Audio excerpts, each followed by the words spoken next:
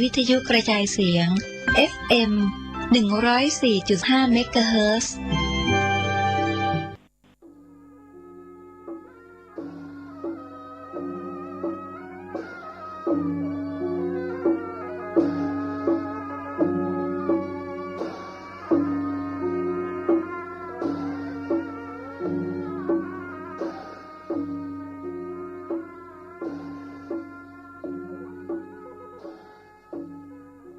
ขอความเจริญในธรรม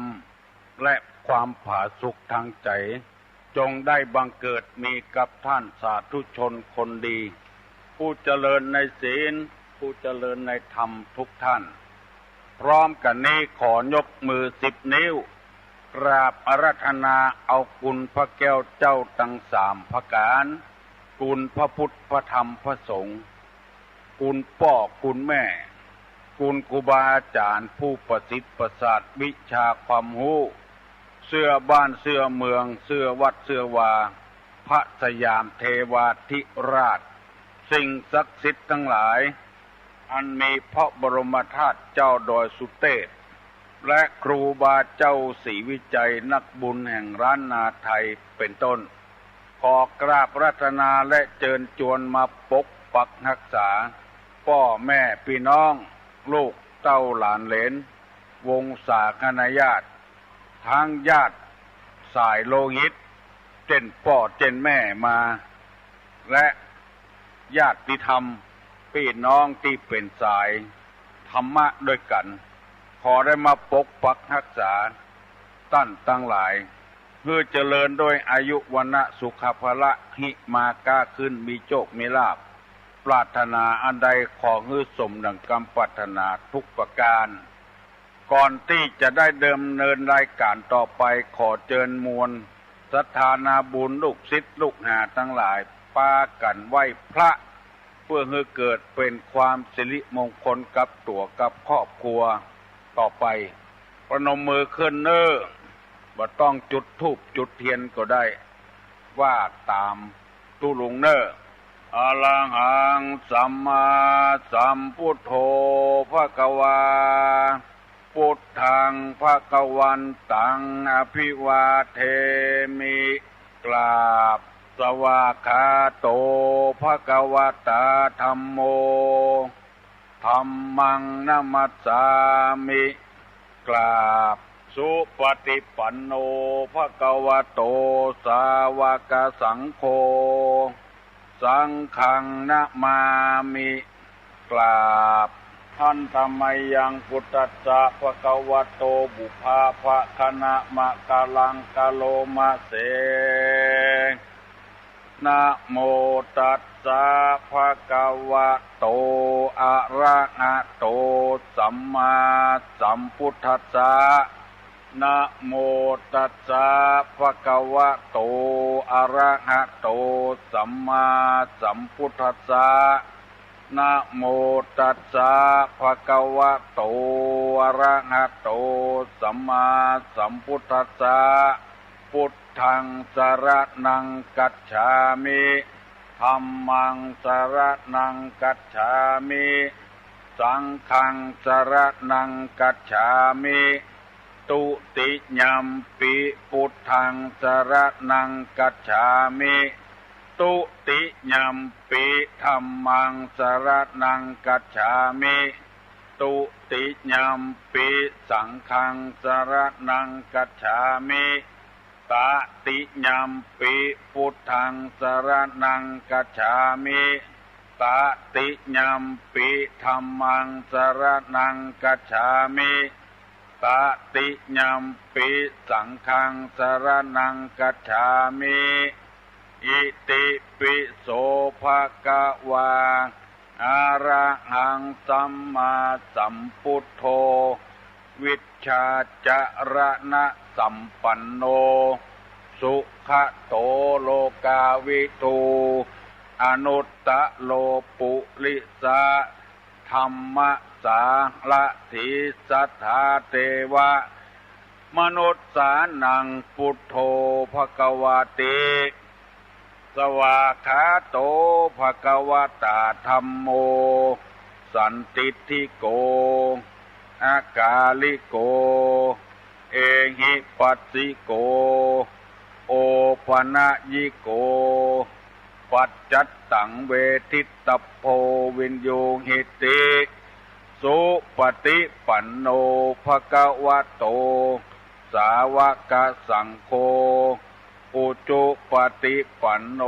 ภคะวะโตสาวกสังโฆญาญาปฏิปันโนภคะวะโตสาวกสังโฆสามิจิปฏิปันโนภคะวะโตสาวกสังโฆญาติตัง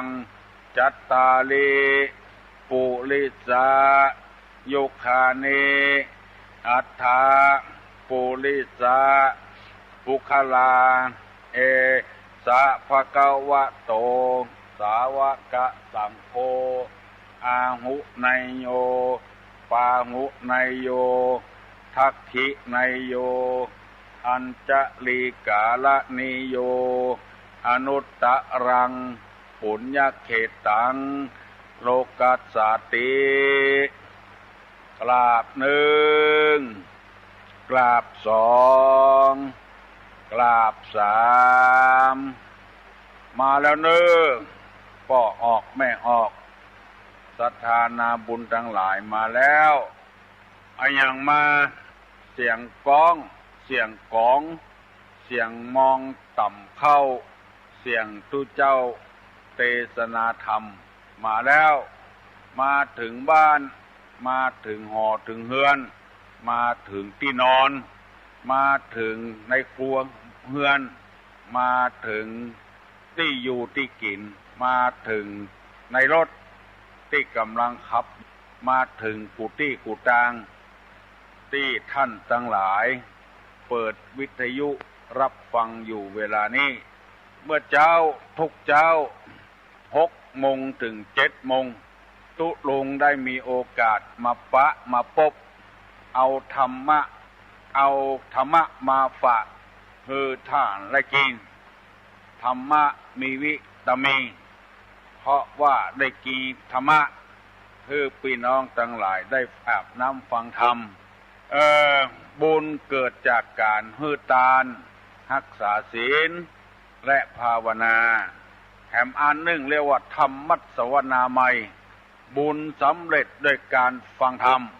พี่น้องข้องหิ่งทั้งหลายได้ฟังธรรมะก็เป็นการสร้างบุญอันหนึ่งเรียกว่าธรรมัสสวนาไมยบุญสำเร็จด้วยการฟังธรรมเพราะธรรมะนี้เป็นอาหารทางใจพี่น้องที่พออยู่พอกินก็ดีร่ำรวยก็ดีอยู่ในครอบครัวที่มีความอบอุ่นก็ดียังบ่เข้าใจว่าธรรมะเข้าไปถึงใจท่านแล้วบอกว่าเป็นธรรมะศาสนาไหนเราได้อยู่ดีกินดีอยู่ม่วนกินหวานเพราะเหตุว่าสิ่งแวดล้อมของเรามันเป็นธรรมชาติเป็นธรรมะหอเฮือนเดือนดาวก็ดีที่อยู่ที่กินก็ดีลมหายใจเข้าออกก็ดีเป็นธรรมะทั้งนั้นเฮาบ่ได้กึดบ่ได้ถ้าตั้งอกตั้งใจฟังเท่าใดยิ่งได้บุญเท่าอันธรรมัสสวนาไมยเปิ้นทำบุญทำทานเปิ้นสร้างคุณงามความดีที่ไหนเฮาไปร่วมบุญกับเปิ้นยินดีกับเปิ้นก็เป็นบุญเหมือนกันเรียกว่าปัตตานุโมทนาไมยบุญสำเร็จด้วยการอนุโมทนาส่วนบุญเพราะฉะนั้นจึงไข้ขอวิงวอนพี่น้องทั้งหลายที่ธรรมะบ่เข้าถึงที่ถึงทางบ่เคยได้ยินธรรมะกำเตื้อโปรดอย่าเข้าใจว่าคนที่ทำบุญทำทานคนที่อาบน้ำฟังธรรมไปบำเพ็ญศีลบำเพ็ญภาวนาเป็นคนที่บาปอย่าไปเข้าใจจะอันเช่นปัญหาต่างๆที่คนนำมาเสนอให้ตุลุงฟังแล้วตุลุงก็ตอบไปเป็นต้นว่าพ่อแม่ตายตั้งเป็น10 ปี20 ปีแล้วไปตานขันเข้าให้เปิ้นพออย่าไปเกิดนั่นละบ่ฮือเปิ้นไปเกิดซะกรรมไปจวนเปิ้นปิกมากินข้าวแถมอันเนี้ย ยังบัดใจบุญเตื้อจะไปคิดว่าเข้าใจถูกต้องเตื้อเข้าใจที่ผิดพลาดมากตาลก็จังเปิ้นเปิ้นจะทำบุญของเปิ้นคือเติงหาบุญกุลของพ่อของแม่ยินดีกับเปิ้นเฮาบ่ได้ทำเฮาก็บ่ทำแต่ว่ายินดีกับเปิ้นอันนี้ก็เป็นกองบุญบัดเจื้อลองไปถามครูบาอาจารย์ทุเจ้าพนายทั่วประเทศไทยเด้อเรียกว่าปัตตานุโมทนาไมยังหนุ่มยังน้อยอยู่ไปฟังเทศน์ฟังธรรมไปนั่งจำศีลภาวนาบ่สมควรบาปหมู่นี้ก็ไปถามทุเจ้าพนายบ่ได้บุญโดยเปิ้นแนะนำในทางที่บ่ถูกเปิ้นไปได้คือเปิ้นไปอันนี้เรียกว่าปัตตานุโมทนาไมบุญสำเร็จได้การอนุโมทนาส่วนบุญเปิ้นทำได้เฮาทำบ่ได้เฮายินดีโดยเปิ้นจะไปฮักไปห้ามเปิ้นจะกินจะตานภาพตาป่าตานกฐินกาตานไอ้หยังกาอายุยังหนุ่มอยู่ฟังตานเตื้อบ่ดีหมู่นี้น่ะจะเป็นบาปเข้าใส่ตัวเปิ้นจะทำบุญของเปิ้นฮื้อสบายอกสบายใจจะไปเกิดไปเกิ้งเปิ้นหมู่เนี้ยฮื้ออนุโมทนาด้วยเปิ้นบุญเปิ้นนักเปิ้นได้ตานโกยเนี่ยที่คนโบราณเพิ่นว่าขอตานโตยสักป่วยขี้เปี้ยเนี่ยอนุโมทนาร้อนๆดีร้อนๆดีทั้งนั้นเพิ่นจะกินสลากหากไม้กาตานอะไรอย่างกาเฮาอนุโมทนาโดยเพิ่นก็ได้บุญการฟังธรรมก็ได้บุญเรียกว่าธรรมสวนาไมบุญสำเร็จด้วยการฟังธรรมเป็นบุญทั้งนั้นอนุโมทนาโดยเพิ่นก็ได้บุญแล้วก็ฟังธรรมก็ได้บุญบางรายนี่เปิ้นเปิดวิทยุฟังเทศน์เมื่อเจ้าก็ไปว่าเฮ้อเปิ้นเนี่ยสลิดดกกาสลิดอย่างหัวเนี่ยมันจะได้บาปตัวเองทำบัดทำยังบ่พอไปเอาบาปใส่เฮ้อเปิ้นแทนเป็นอันคืดอันจาประตกประเสียงละอ่อนแบกตุงสามหางเข้าประจาก็ว่าเป็นบาปมันบัดใจตัวอย่างอันน่ะบาปมันทำประโยชน์ให้มันบัดทำประโยชน์ให้สังคมน่ะเดือดร้อนถึงตัวเองเดือดร้อนกับคนอื่นอันเนี้ยคือตัวบาปถ้าอันใดบัดเดือดร้อนตัวเองบัดเดือดร้อนคนอื่นอันนั้นบัดใจบาปเปิ้นจะทำมาอย่างของเปิ้นปล่อยให้เปิ้นทำไปในทางบุญบางทีนั่นเฮาบ่ฮู้ได้เงินเปิ้นว่ามาก่อนเฮาก็ว่าโดยเปิ้นมีหลายเรื่องหลายราวให้ปรับความเข้าใจกับพี่น้องคองหิ่งทั้งหลายที่บ่เคยฟังเข้าใจผิดมาแต่เมินคือเข้าใจถูกอันใดเป็นประโยชน์กับวัดกับวากับศาสนากับประเทศชาติบ้านเมืองอันนั้นน่ะคือตัวบุญตัวบาปนั้นไปแถมอย่างที่ตุลงนำมาเสนอได้2 วันแล้วตัวบาปตัวคืดเนี่ยเดือดร้อนนำมาเสนอให้พี่น้องทั้งหลายตึงหมดกันก็ 4-5 ข้อแล้วอธิบายไป1 ข้อแล้วเช่นตึดกระแสแผ่ตวานร้อนพนมถมสมุทรพุทธธรณีปีสมณะอันนี้6 ข้อเนี่ยอันนี้คือบาปควรจะดีห้ามกันอันเปิ้นจะไปทำบุญตานขันเข้าเฮือผัวเก่าเปิ้นกาอย่างกาตานนอกวัดในวัดในอย่างบาท่านแนะนำกันอันนั้นมันจะเป็นส่วนบดีเปิ้นทำของเปิ้นให้เปิ้นสบายใจเปิ้นอันตืดกระแสนี่มันบาปแต่ดังตีดนำมาเสนอเมื่อตะว่ากระแสตืดนี่หมายความว่าปิดอุดไว้กระแสนี่หมายว่าทางเดินปิดทางเดินเขาหรืออุด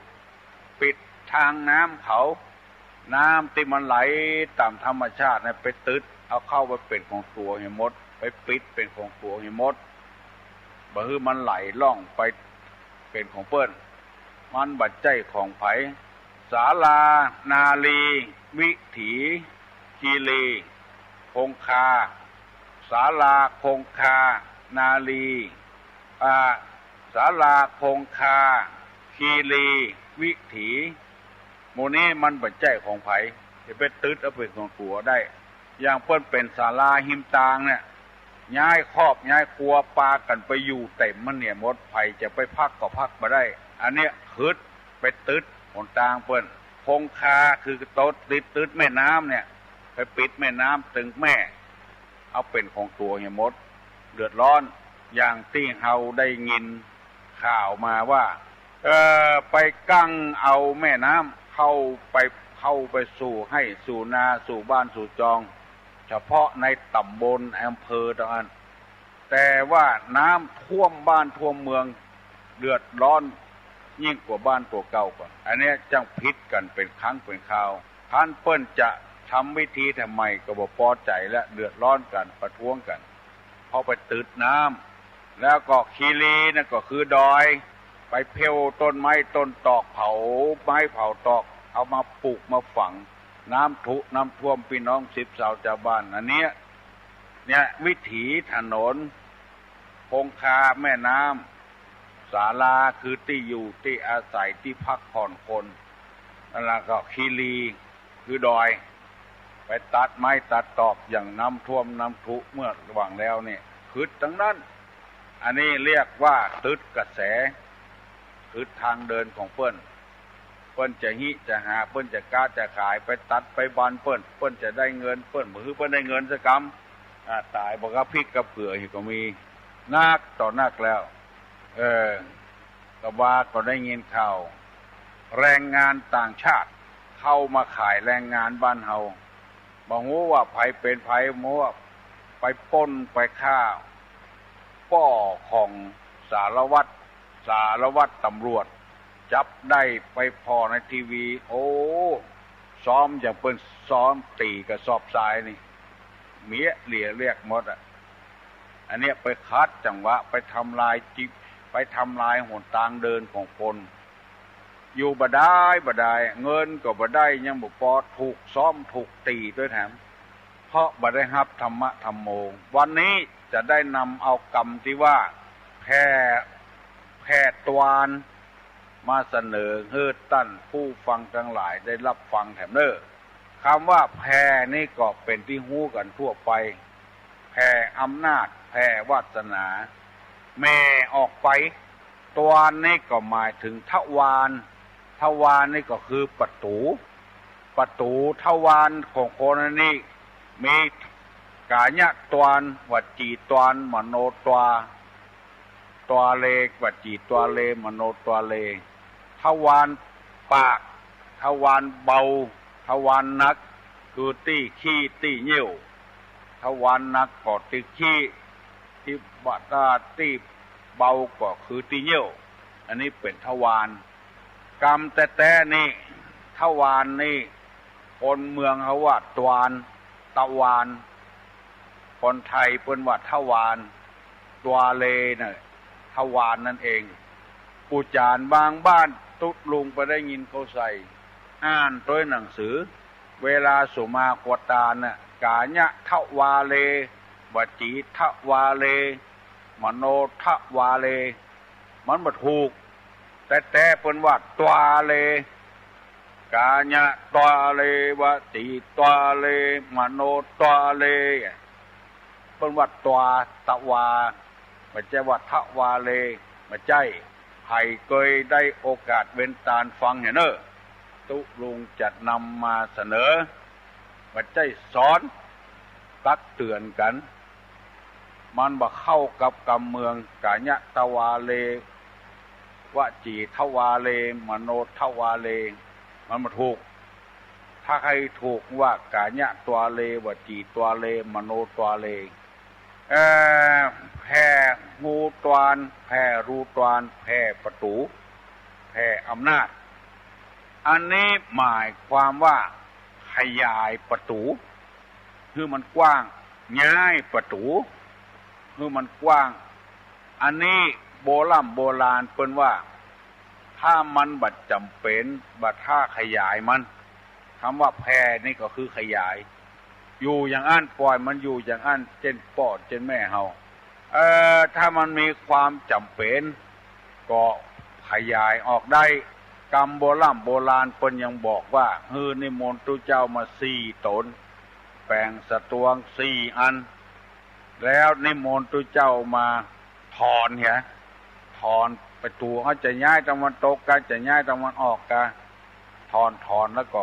ตุเจ้าบุบเห็นหน่อยตุเจ้านั้นแปะขึ้นแปะจา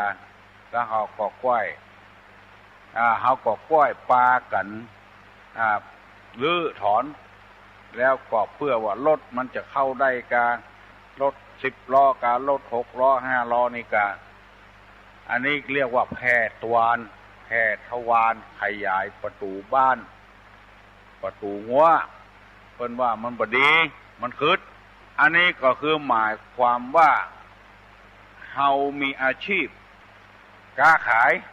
เฮาจะแผ่ไปที่อื่นคือไปตั้งสาขาที่อื่นนี่บ่เป็นอย่างเวลาเนี้ยร้านสรรพสินค้าต่างๆที่ใหญ่ๆโตๆน่ะจะเอาไปตั้งตามอำเภอต่างๆหมายความว่าใครซื้อไอ้หยังคือไปซื้อทีเดียวทั้งหมดแล้วก็ร้านค้าน้อยๆนิดๆถึงวันนี้ก็ถึงฝืดอยู่แล้วคนใครซื้อก็ซื้อบ่ใครซื้อก็บ่ซื้อนั่งขายแข่งกันอยู่นั่นแล้วบ่พอใจเกิดจะเดินกันจะประท้วงกันเวลาเนี้ยเอารัฐบาลมาอ้างแถมแล้วอันนี้คือแพร่ตวานแพร่ขยายประตูมันโคตรมันคืดคำว่าคืดนี่ก็อาถรรพ์คนบ่พอใจกันเฮาประกอบอาชีพถ้ามันม่วนอกม่วนใจถ้าใครฮือดีนั่นก็เอาไปตั้งที่อื่นเอาไปตั้งขายที่อื่นจะไปตั้งขายที่เดียวมันนักหนาป้านหมู่ร้านนิดๆน้อยๆในมันเดือดร้อนเปิ้นก็ลงทุนเหมือนกันหมู่ยักษ์ใหญ่ที่มีทุนมากๆเป็น10,000 ล้าน1,000 ล้านจะมาลงทุนหมู่น้อยๆเดือดร้อนอันนี้แผ่ตวานแผ่อำนาจแผ่วาสนามันนักขึ้นตัวจะเอาเหี่ยมดเหมือนกับหมู่ที่เบื่อป่าในหนองในคลองนั่นน่ะหมู่เนี้ยตกคืดหมดป่าตัวน้อยตัวนิดตายหมดป่าตึงคลองตึงน้ำแม่เปิ้นเบ็ดกินไซกินซ้อนกินกำ4-5 ตัวพอกินเศรษฐกิจพอเพียงตัวนี่จะเอาเหี่ยคนเดียวหมดเอายาไปเบื่อป่าปูฝุ่นตัวนิดตัวน้อยปูหอยยังตายปะตกปะเสี่ยงหมู่เนี้ยตกคืดหมดลองสังเกตพอเถอะหมดบ้านหมดจองไปแผ่อำนาจเนี่ยคนเดียวจะกินเนี่ยคนเดียวคนตึงบ้านมาได้กินรู้แล้วตัวกินเนี่ยคนเดียวจะเอาเนี่ยคนเดียวโรยเนี่ยคนเดียวโรยแบบเนี้ยมันโรยบ่เหมือนกับคนที่ก้ายาเสพติดก้าของเถื่อนก้าอาวุธเถื่อนลงทุนน้อยแล้วจะเอากำไรนักแผ่อำนาจแผ่วาสนาแผ่ประตูออกคิดว่าคนอื่นบ่ฮู้บ่มีไผฮู้จะโรยเนี่ยกำเดียวบ่เมินบ่นานฮู้ตัวแล้วเพิ่นจ้องไปเหี่ยแล้วที่อำเภอแม่ริมนี่ก็มีหลายรายอันเนี้ยคือแผ่โรยโวยลงไปไอ้อย่างมันถ้ามันโรยโวยลงไปมันผิดธรรมชาติเมื่อมันผิดแล้วก็อย่างว่านั่นน่ะโรยโวยก็เร็วโวยตกล่มตกจมโวยเร็วกว่าเปิ้นเพื่อฮู้บ่มีแล้วบ้านก็ยึดไปเห็นแล้วตัวเองก็ไปถูกคอกถูกขังตัวหิหาก้าขายตามธรรมชาติเศรษฐกิจพอเพียงตึกใดตึกอันไม้เปิ้นอยู่ในแพะในป่าเฮาก็บ่ได้ปลูกเปิ้นน้ำก็บ่ได้ไปหดปุ๋ยก็บ่ได้ไปใส่มันออกมาเช่นใดเช่นเบาแล้วปลากันไปล้มไปโก้นไปฟันเปิ้นเอามาทำประโยชน์ส่วนตัวเลยเปิ้นจับเปิ้นยับเพราะว่าเปิ้นแกล้งหมู่เนี้ยหมู่นอกศีลนอกธรรม ยินดีกับพี่น้องทั้งหลายกุคนนะที่ฟังตุลุงการฟังตุลุงนี่บ่ได้นำมาด่ามาแจ้งมาว่าอย่างนี้กันคือแนะนำตามหน้าที่ของตุลุงผู้มีหน้าที่นี่ตุลุงก็ทำตามหน้าที่ของตุลุงในจะเมื่อฟังดีๆนะบ่ได้ว่าอย่างฮื้อไผ่สักคนแต่คนอันนี้มันอยู่ที่จริยธรรมอยู่ที่ศีลธรรมพุ่นคนจะเป็นคนก็เพราะมีศีลมีธรรมผู้ที่เป็นครูบาอาจารย์ก็ดีเป็นพระสงฆ์พระเจ้าก็ดีที่มีหน้าที่นั้นจะต้องมีจริยธรรมของเพิ่นหนึ่งทำตัวเงือเป็นที่ฮักของคนลูกศิษย์ลูกหาปากันฮักกันชอบไปที่ไหนก็ยกมือไหว้อันเนี้ยหน้าที่ของตุลุงสองทำตนเงือเป็นที่คนเคารพยำเก่งบ่ปัดปืดชั่วบ่ประพฤติหายบ่ประพฤติขาดทำตัวเงืออยู่ไปตามนายทำไปตามตัวแล้วก็ทำตนเงือเป็นเชี่ยวชาญยิ่งขึ้นมีกรรมมาอย่างสอนเจ้าบ้านเจ้าจองก็เพิ่มคือเจ้าบ้านเจ้าจองได้มีความรู้อุตสาห์พร่ำสอนวิชาต่างๆเป็นข้อที่สี่เนี่ยตื่นมาก็เอากรรมรู้มาฮื้อแก่กันมันเป็นหน้าที่จะต้องทำแล้วก็อดทนต่อถ้อยคำวิพากษ์วิจารณ์อันนี้เราก็ต้องพยายามปฏิบัติตามนั้นอดทนต่อนั้นเพราะคนมันหมู่งูอาจจะวิพากษ์วิจารณ์ได้ที่คนหูก็อย่างพอออกไม่ออกที่ฟังเนี่ยยอมรับและแถมกรรมหนึ่งเป็นข้อที่หกว่าขยายกรรมลุ่มลึกคือแจ่มแจ้งอย่างเขาว่าแผ่หูตวานเนี่ยมันรูตวานนี่เป็นกรรมที่มันลึกตุลงก็มาแผ่คือมันแจ่มแจ้งย้ายประตูกาย้ายกรรมคืนของคนตนเองกาเบื่อป่าในหนองในคลองกาหมู่เนี้ยเอาอำนาจมันเป็นกรรมลุ่มลึกก็ขยายให้มันแจ้งข้อเจ็ดว่าบัดชักนำฮื้อลูกศิษย์ลูกหาไปในทางผิดคือหมายความว่าฮื้อเดินไปในทางแผ่นที่เดียวกัน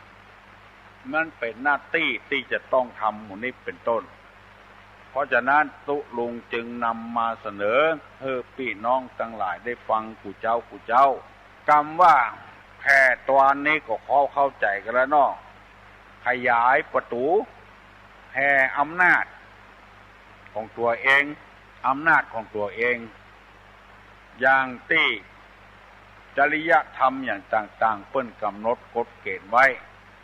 บ้านไผ่บ้านมันผัวไผ่ผัวมันเมียไผ่เมียมัน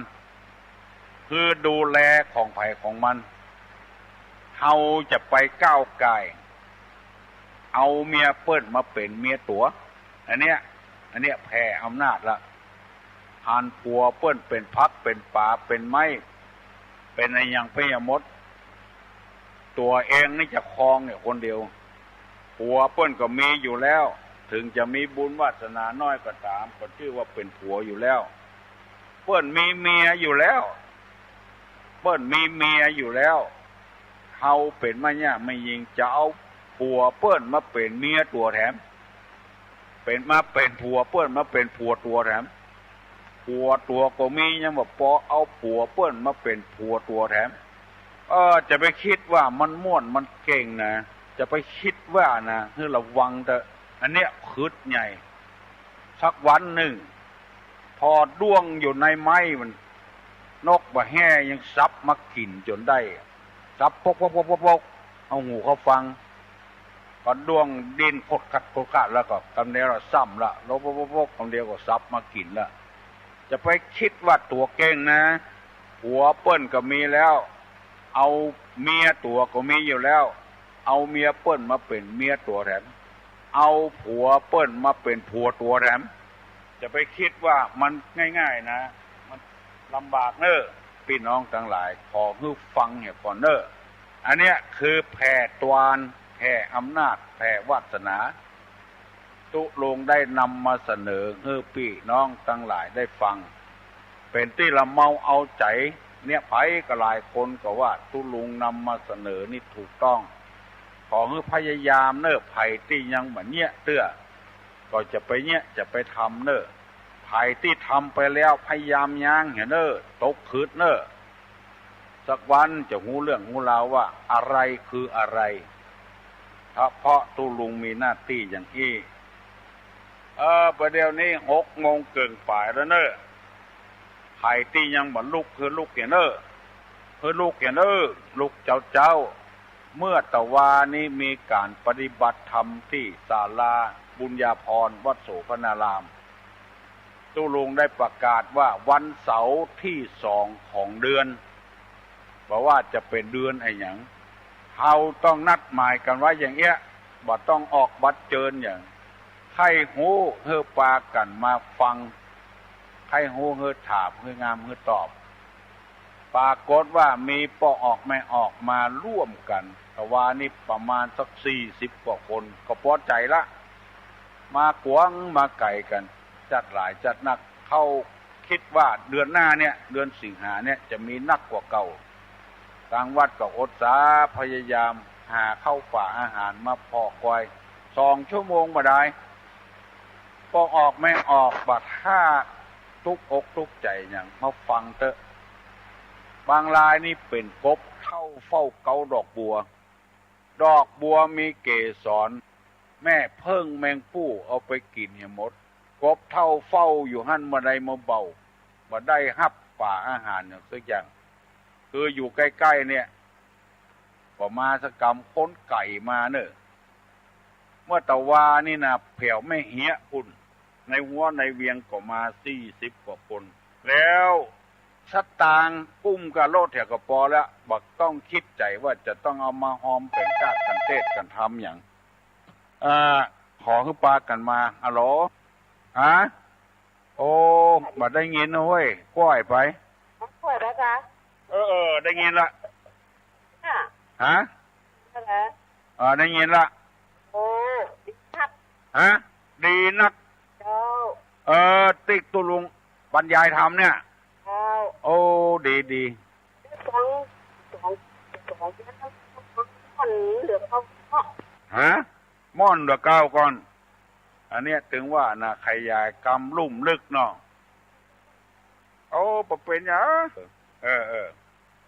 เอาบัดเท้าไปว่าไผ่ละคนหูขึ้นนักนะม่วนติดใจกันแม่ขันแก้วเนาะบุญรักษานะแม่เนอะบุญรักษาฮัลโหลครับไม่นอนครับฮะฮัลโหลครับ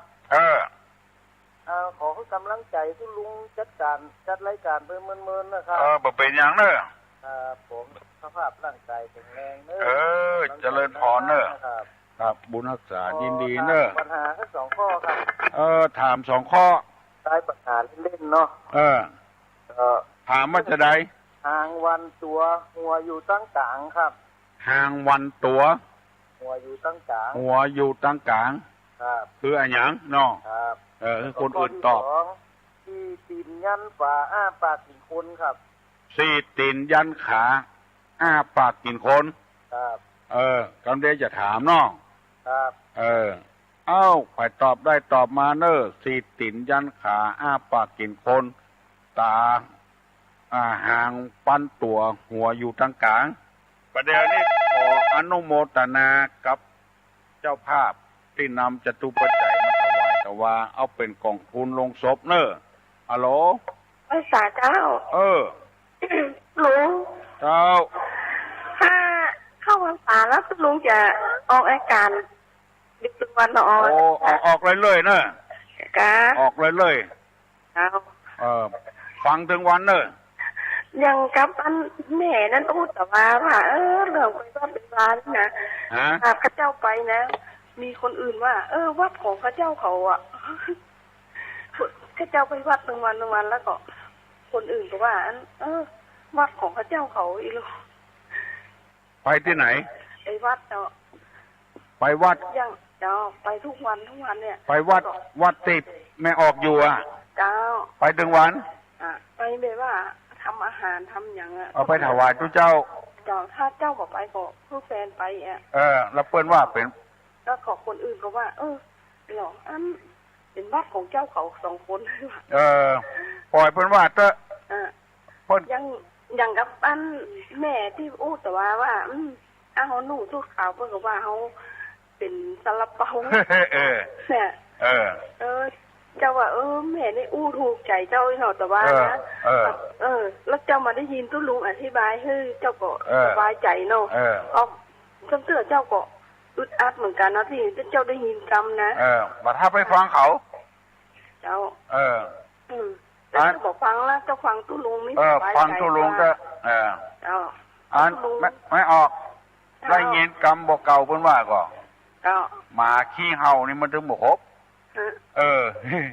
นะมันถึงมี2อย่างพวกด้วยตัวขี้ครบนี่บ่เห่าเฮ้ยเจ้าโลกเข้ามามันก็ครบละหมูนี่หมูขี้เห่านะหมูขี้เห่าเพิ่นเห่าบ่ได้มีเรื่องเจ้าฟังตุ้ลุงทุกวันแล้วเจ้าสบายใจฟังเถอะให้สบายใจเนอะเจ้าพ่อตุ้ลุงอธิบายด้วยถ้าเจ้าฟังคนอื่นนี่เจ้ารู้สึกว่าเจ้าบ่ม่วนใจเจ้าบ่สบายใจเจ้าเลยฟังตุ้ลุงว่าตุ้ลุงอธิบายคือเจ้าก็ได้ทำใจได้เนาะทำใจตัวเฮาเนี่ยทำใจตัวเฮาเนี่ยคนอื่นจะไปฟังเปิ้นแผ่ไปกุศลก็ว่าภาษีสังคมอย่างมันเนี่ยเพื่อเอากุศลไปฮื้อบัดใส่ซองให้เปิ้นยังปอด่าด้วยแถมเป็นพระเจ้าก็ชอบทำบุญแต่ว่าก็ไปก็ที่สันปะตองไปเถอะไปขึ้นฝั่งลูกลิมิตอีกอ่ะไปวัดคืนที่วัดอันสังวรารามมื้อน่ะไปนอนทุกคืนแล้วก็ปิกตะวาเจ้าสมชวลีมาโน่เจ้าตุ้ลุงก็ไปนั่งตุ้ลุงก็ไปค่ะไปนั่งปลุกเสกให้เปิ้นบึกเจ้าจะถามเปิ้นว่าเปิ้นหันตุ้ลุงก่อนประหารตุ้ลุงไปเมื่อคืน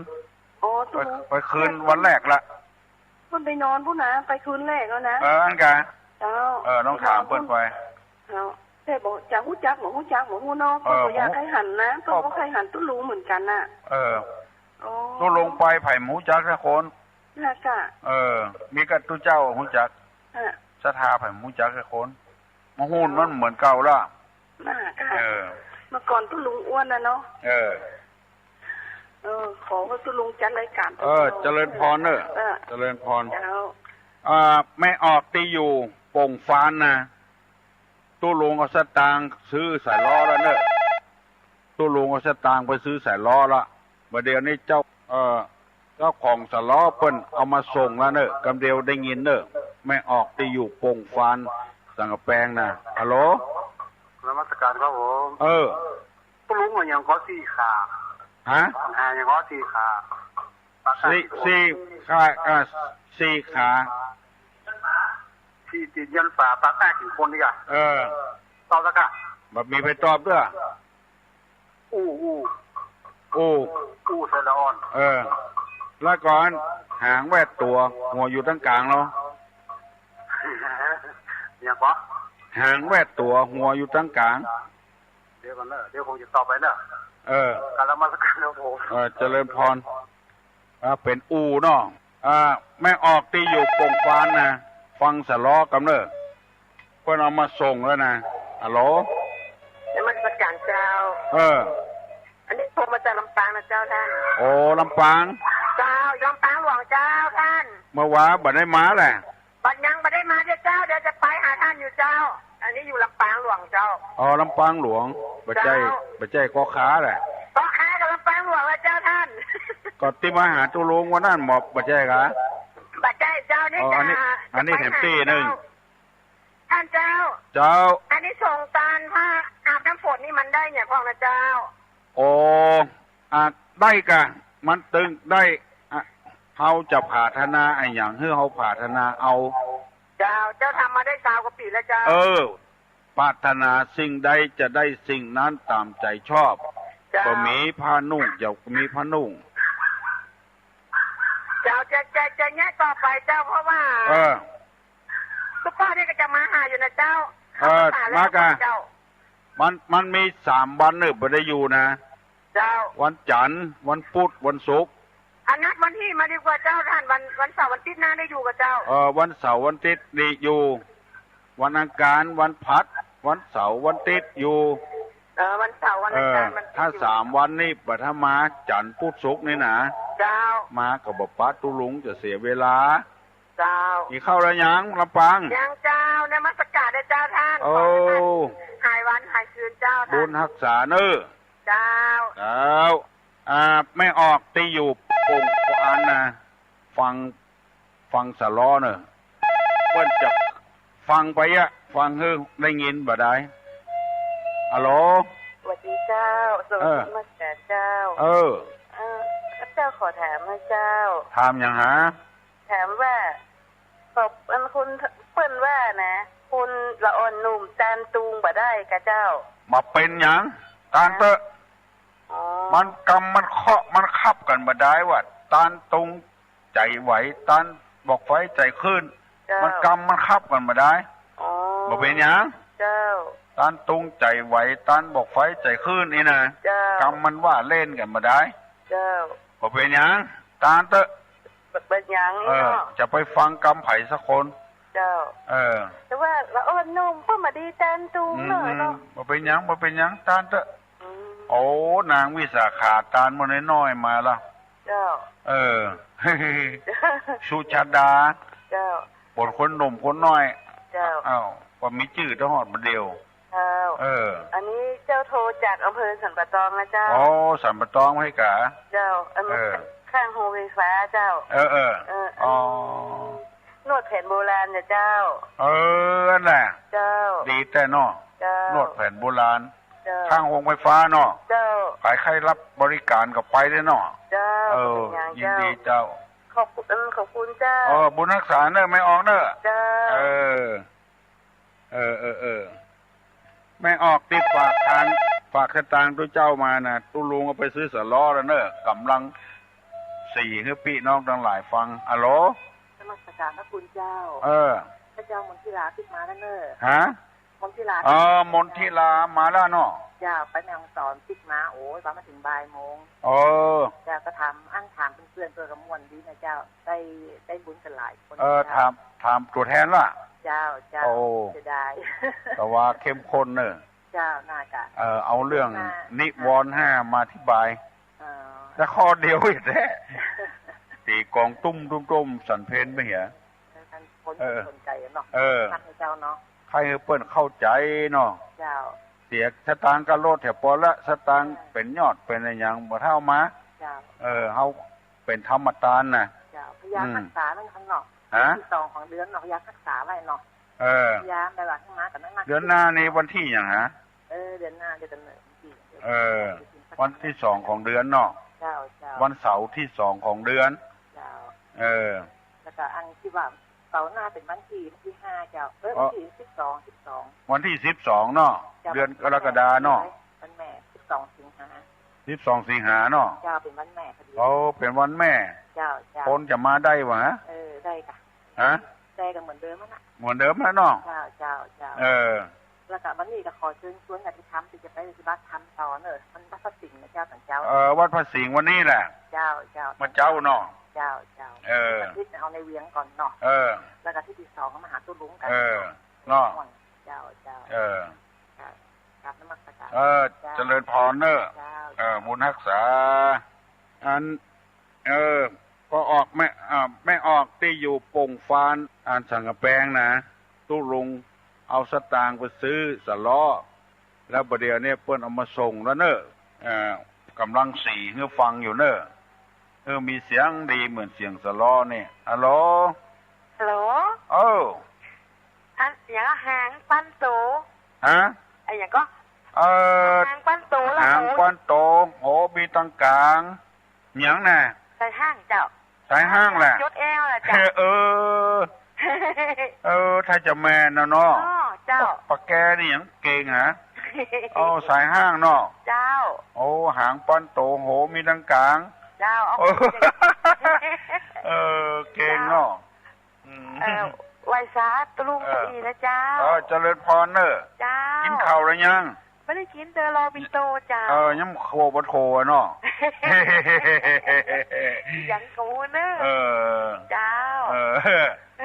บุญรักษาเนอะปะแกเนอะอายุยืนนานใจยะตุภวังใจยะมังกาลังใจยะสุติภวันตุเตวันนี้เป็นวันติดเนอะรัฐบาลเพิ่งว่าให้เป็นวันครอบครัวขอให้ครอบครัวนะอยู่กับกันอย่างมีความอบอุ่นอย่าไปผิดไปเถียงไปต่อล้อต่อเถียงอย่างกันจะไปนำเรื่องนำราวบดีบดักเข้าบ้านเข้าจองเข้าวัดเข้าวาเนอะคือถูกกันคือล่งกันไปกันในทางที่ถูกที่ต้องเหมือนกับติดตุลุงนำมาเสนอว่าไม้2 ต้นต้นหนึ่งไปตั้งกลางน้ำต้นที่2ไหลหิมน้ำต้นที่1นั่นน่ะมันจะถึงปากน้ำโพก่อนเปิ้นต้นที่2เมาค้างหันค้างนี้บ่ถึงสะเตื้อครอบครัวที่บ่อบอุ่นเมาทะเลาะเบาะแว้งกันผัวก็จะเอาเปรียบเมียเมียจะก็ปอบมาเมียเปรียบผัวเหมือนกับไม้อยู่ที่ตั้งข้างน้ำเมื่อใดก็ค้างหันน้อยนิดน้อยเมื่อใดก็บ่ล่ำบ่โรยได้พ้นสะเตื้อครอบครัวที่เพิ่นอยู่กับกันมีสันติสุขไปก่อนไปลดลูกเต้าก็อยู่ถ้อยฟังกรรมมันหิมันหาเนี่ยได้นำมาเสนอให้พี่น้องทั้งหลายฟังภายมีปัญหาข้องอกข้องใจอย่างกระถามมาเนอะแล้วไม่ออกที่อยู่ปงฟานสั่งกำแพงนะ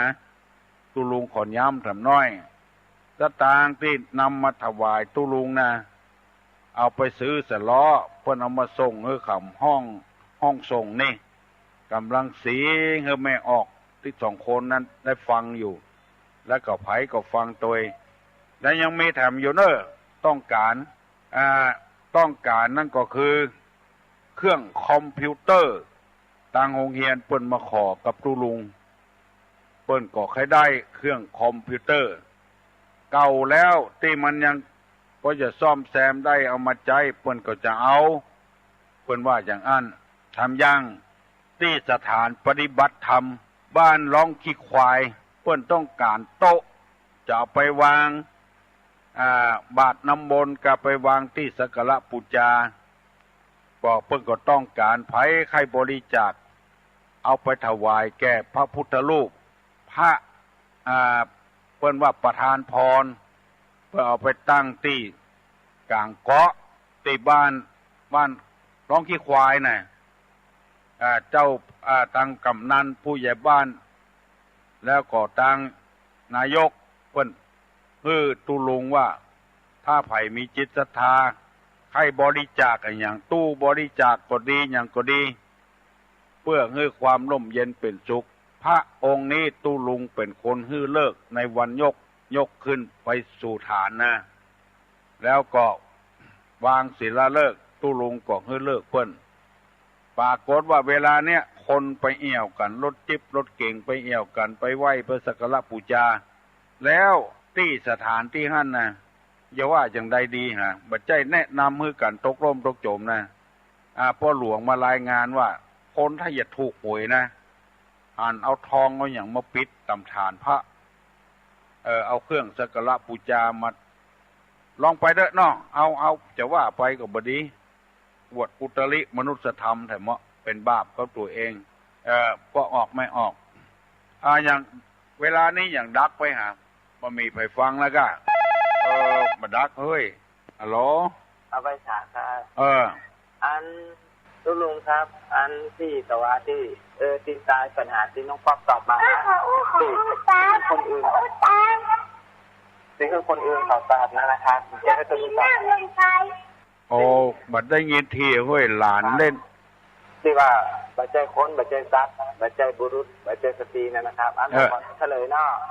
ครับที่คือคนอื่นตอบนะอันเป็นที่นาเข้าไปแล้วที่รู้จะตัดว่าเสืออันน่าว่าเป็นแต่รูปประธรรมนามธรรมหรือธาตุสี่ดินน้ำลมไฟอย่างนี้ครับผมเขาเลิกนามธรรมไปตัวเองก็ตั้งกายให้เดินอย่างนี้ครับกายให้เดินให้ทำความดีให้นั่งให้นอนเนี่ยครับผมอันกันบัจจัยคนบัจจัยสัตว์ผมขอกราบนมัสการนะครับยินดีเนอะเอาปัญหาเลิกเอาเว้ย เป็นดินน้ำไฟลมไปเหี่ยโอ้ม่วนอกม่วนใจแต่ตุลุง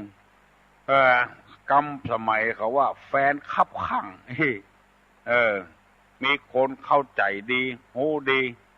วันนี้แผ่วปุ่นเนอร์แผ่วลำปังหลวงปุ่นก็จะมาหาตุลุงอยู่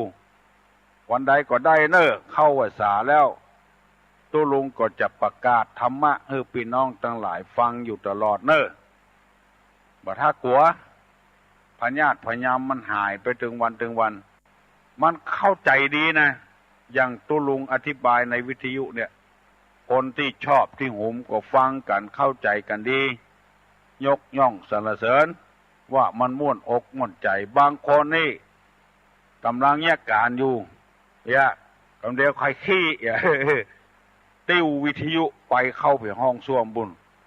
ได้ฟังตัวเองถ่ายตัวเองมันบ่เดือดร้อนไผนะบ่ต้องดาขอบดาขันละ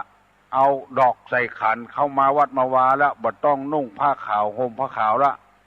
นุ่งชุดวันเกิดก็ได้ฟังได้สบายเลยอาบน้ำอยู่ก็ฟังได้มันเป็นธรรมสวนามัยนะบุญสำเร็จได้การฟังธรรมนะให้จดจำไว้การแสวงบุญนี่มันไม่ใช่ของยากนะของง่ายการแสวงบาปก็ของง่ายเหมือนกันนะเปิ้นจะเนี่ยอย่างไปห้ามเปิ้นเหี่ยก็เป็นบาปละเปิ้นจะทำคุณงามความดีบอกว่าจะไปวัดไปวากาไปช่วยพี่น้อง10 สาวเจ้าบ้านกาอันเตื้อกับหมอนั้นตายเปิ้นไปช่วยก็ไปว่าธรรมะไปมันเนี่ยหยังเมื่อมันเป็นคนมันจะมาหาไผสักเตื้อไปคอดกรรมกับตำเวรกันไว้อย่างอคติต่อคนที่ปดตายไปแล้วจะเป็นอย่างนั้นไปห้ามโจกห้ามลาบห้ามคุณงามความดีกันอันเนี้ยมันตึดกระแสกันมันก็เลยทำให้คนสงสัยนักหนาป้านอะโหลไม่ตายเจ้าโอ้น้องน้อยน้องอย่างหาน้องอย่างน้องป้าน้องอยู่บ้านไหนจำจังเลยฮะจำจังเลยบ้านสันเหมืองจำจังเลยน้ำต้นบ้านผาพ่ออ๋อมบอกให้กับมองบ้านอย่างบ้านผาบ้านจำตาเหินครับตุลุงครับฮะบ้านจำตาเหินครับจำตาเหินบ้านอาบวกอะบ้านทาครับจำตาเหินครับละอ่อนมันบัดชัดเนาะครับยินดีน้องอย่างก็ชื่อเพิ่นอ่ะขออนุโมทนาบุญเนอร์ฮะเจ้าตัวเจ้าปั่นป้อนฮึดตุ้ยกะเจ้าโอ้ดีแต่ดีว่าแล้วอย่างนั้นน้องอายุเท่าใดอายุ8 ขวบ8 ขวบพ่อเพิ่นเก่งสอนลูกเพิ่นน้องอย่างก็พ่อมันบอกกับหมอน้องอย่างชื่ออย่างน้องป้าครับชื่อน้องลูป้าครับลูป้าครับรุ่งรอเรือครับรุ่งชื่อรุ่งเจริญนะครับรุ่งครับลุงป้าครับลุงป้าครับมันน้องลูกป้าอู้ประชัดฮะอนุโมทนาบุญเจ้าป้าลุงเหลืองน้องกินข้าวงายละยังกินข้าวงายละยังไม่ได้กินเตื้อยังไม่ได้กินเตอฮะแม่แกงยังให้กินวันนี้ไม่ได้กินเตื้อยังไม่ได้กินเตื้อกะยินดีเนอะน้องเนอะวันหน้าโทรมาหาตุ๊อุ้ยเจ้าวันหน้าโทรมาหาตุ๊อุ้ยเถอะเนอะจำตาเหินเนาะเดี๋ยวโชคดีลูกอายุมันขวัญยืนนะลูกเนอะมันเฮียนมาห้ามมันเฮียนฟังกำปอกกับแม่โอ้ดีแต่เว้ยพอล้อลูกศิษย์ลูกหาตุลุงละอ่อน5 ขวบ 7 ขวบ 8 ขวบยินดีครับกูคนตาแวะตัวหัวอยู่ตั้งกลางเป็นสายห้าง4 ขาอ้าปากกินคนเป็นอูไผ่มีไอ้ยังแถมสักสาย2 สายเนอะกำเดียวตุลุงจะย่างแล้ววันนี้วันติดเนอะเป็นวันดา เอาด่าขอบด่าครัวเนี่ยด้วยติ่นด้วยมือต่อใดดีต่ออันเนอร์ไปจัดการในอย่างก็ได้ที่ลุงตุลุงนำมาเสนอแต่ว่านั้นมีคนอยู่ปุ้นอยู่ละปูนปุ้นบ้านโฮงปุ้นวันนี้ตุลุงน้องเอาบัดเต้ามาตาเนอบ่ผ้าเป็นกีบอย่างตุลุงว่าเนอเอามาตานเป็นแก่นอันนี้ตัวตุลุงว่าเล่นพ่องแต่พ่องบางเตื้อเขาก็เสียดายเนาะมาแต่งลายจัดลำโอ้ไปผ้าเป็นกีบเอาตองเข้าปันเหี่ยน้อยเอามาตานเป็นกีบมันกินมาเสี่ยงเลยเป็นเพลอะเพเจอะเพเหี่ยแมงบูดตอมบึ้งถ้าใครมันดีแถมน้อยในตานอย่างม้วนๆนะเอามาเป็นแกนแล้วมันไว้เมินได้นะมันบ่เน่าไปเสียข้าวต้มข้าวนมก็อย่างเดียวกันนะข้าวแคบข้าวแตนอย่างเดียวกันนะเอามากองกันรวมกันหั่นเขียนชื่อชื่อคนตายชื่อคนตายกับเทวบุตรเทวดากาเจ้ากรรมนายเวรกาเขียนชื่อหั่นเฮือตุเจ้าปั่นปอนตุเจ้าเพิ่นเก่งคนเดียวเพิ่นตาเฮือเทวบุตรเทวดาอย่าก่อนเสร็จแล้วก็ตาเฮือหมู่พ่อหมู่แม่พี่น้องเสื้อวัดเสื้อวาเสื้อบ้านเสื้อเมืองแถมเอาไปรวมกันหั่นมันบัดเดียวนี่คนมันมีการนักเพราะว่าเพิ่นปิดงานถึง3 วันก่อนวันเสาร์ก็ปิดติดก็ปิดจันทร์วันพุธก็ปิดแถมอันเนี้ยเฮาก็บ่ต้องฟังต้องฮีบตัวใดเวลาตาลเอาละเนาะตุลงก็ปั่นปอนมีโชคมีลาภที่มาก้าขึ้นอายุมั่นขวัญยืนคือปากันฟังธรรมกุเจ้าเนอตุลุงจะได้นำเสนอต่อไปปนมมือเนอปั่นปอนนะเนอสัพปีติโยวิวัตจันตุสัพพะโลโควินัสสตุมาเตภวะตวนตะลาโยสุขีติคาโยโกภวะอภิวาตานะสีริสานิจังวุตาปจายิโนจัตตาโลธรรมาวัฏันวันโนสุขังปะลัง